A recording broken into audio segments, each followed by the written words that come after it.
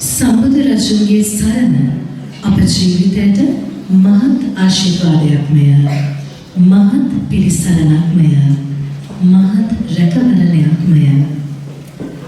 අප කෙරෙහි මහත් අනුකම්පාවෙන් ඒ උතුම් නිර්මල පිරිසිදු ශ්‍රී සද්ධර්මය සරලව කියා දෙමින් අප සැම දහම් මඟට යොමු කළා වූ මහමෙවුනාව භාවනා අසපුවේ නිර්මාතෘ නම පවසන්නට අවසරයි.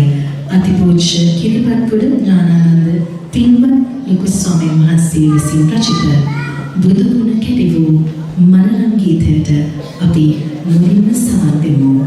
මෙහි මුල් ගායනය ප්‍රවීණ ගායන ශිල්පී විශාරද ඉශාර වික්‍රමතුංග මහතා.